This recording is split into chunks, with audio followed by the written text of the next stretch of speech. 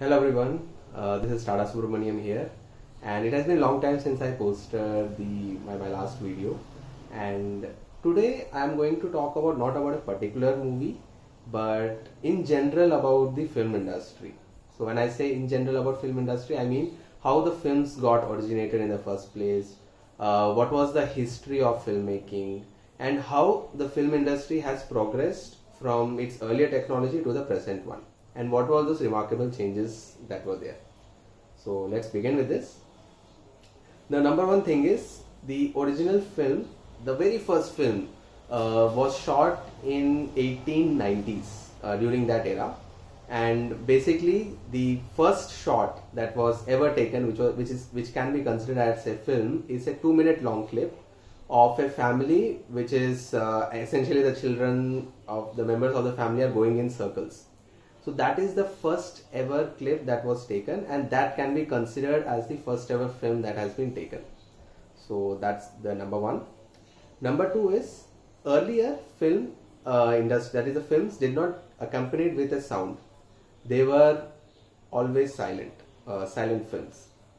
And mostly the films would be like a person would be walking from a point A to point B, he would be purchasing some items and so forth, and that is how the film will proceed. So essentially it is not very interesting by today's standards, but that's how it started.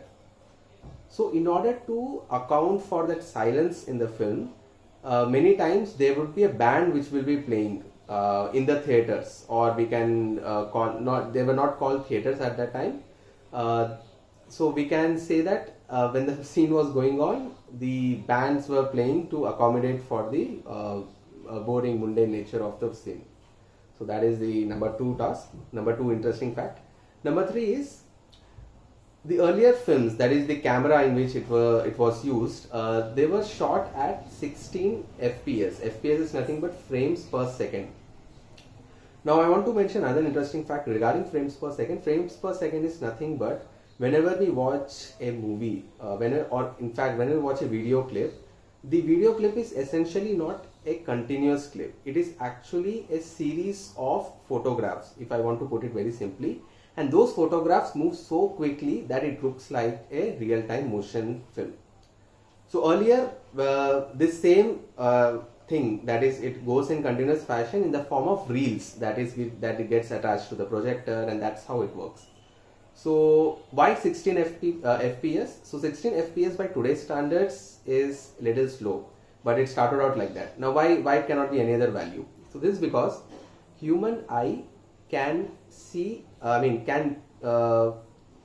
distinguish a continuous shot and a single shot by a certain threshold of FPS. That is, it can only judge up to 13 FPS.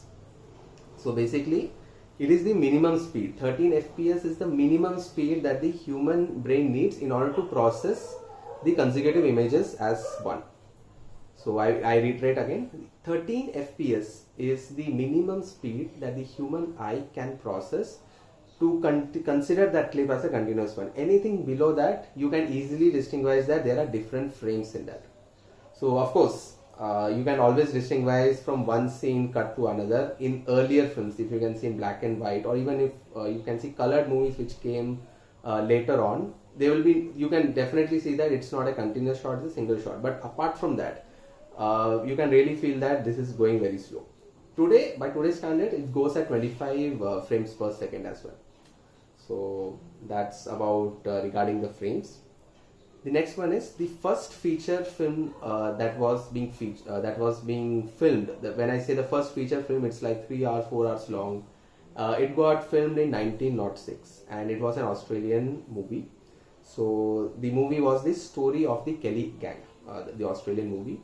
And to produce that film, that required a remarkable challenge, because which I will also mention in the subsequent sections as well, that these films require reels. Now reels, even for a 11-minute short clip, the length of the reels is about 1,000 feet. So you can understand how much manual work also goes into it. And for a 11-minute clip, if it is 1,000 feet, then imagine for a 3-hour movie or a 4-hour movie, how many bunches of reels they must have kept it. And the reel length was actually 4,000 feet. So this was very interesting, and I'm sorry, the movie was 1 hour long instead of 3 hours long. It was a 1 hour long feature film, and the reel length was 4,000 feet. Then, of course, then this goes without saying. As soon as this filmmaking got very popular, the theaters became the natural attraction where film really got its true potential, where it really went into masses, and film theaters were a very pivotal point in cinema where it went beyond just by making videos, but it became as a medium to reach out to masses, and it also became more creative. So this is I found it very interesting. Now comes one of our favorite movies. We watched Titanic, right? So Titanic movie, when it got made, it had used about 17,700 feet of reel, actually. 17,700 feet of reel. To put it into perspective, 17,700 feet approximately translates to 3 miles, which is approximately, you can say, of 5 kilometers, 5 kilometer length of reel. And to put it into further perspective, the size of the Titanic ship was 883 feet. Now you can imagine how big that reel was, and how much complexity it went into it. But of course, this was during the time when filmmaking relied on reels and projectors. Nowadays, in digitalized form, you don't need reels, but rather it can be made in a digitalized format, and it can be transferred via internet and other mediums. So talking about transportation, the earlier films were transported via the projectors and the reels from one place to another physically. So this was again a pain, because if I would strongly suggest you to watch a movie called Cinema Paradiso, where they show this particular scene, where in one theater the movie is going on and they have that reel, and they have to transfer it to another theater because the next show is going to start there.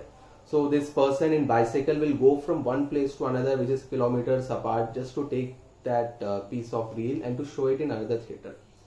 So this is how filmmaking got evolved, and we should always reflect about how it came to what you have today, with all the CGI, with all different camera angles that we got. Cinema has come a long way in terms of entertainment, also in terms of technical feasibility and how it has improved.